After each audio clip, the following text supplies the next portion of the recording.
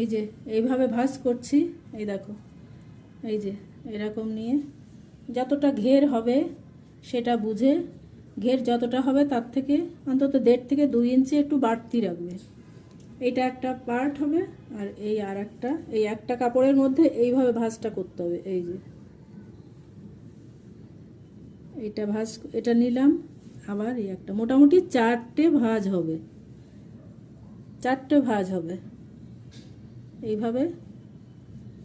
এই এই যে ধরা হলো, এখানে 4টে ভাঁজ আছে, একটা সামনের পার্ট, একটা পিছনের পার্ট, এই দুটো দুটো করে, দুটো সামনের দুটো পেছনের, এরকম এইভাবে। এই যে এটাকে সমান করে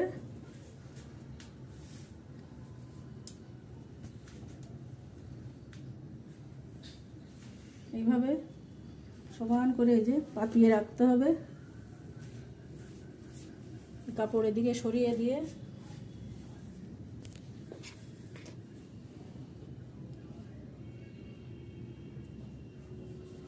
এইভাবে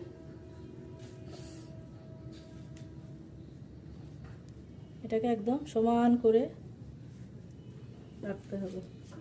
যে এখানে এই যে দুটো পার্ট, এখানে কিন্তু দুটো আছে, এই যে ভাঁজ করেছি, এই যে একটা, এখানে একটা হবে দুটো, এই যে, আর এই একটা, আর এই তলারটা, এই যে মোটামুটি 4 ভাঁজ।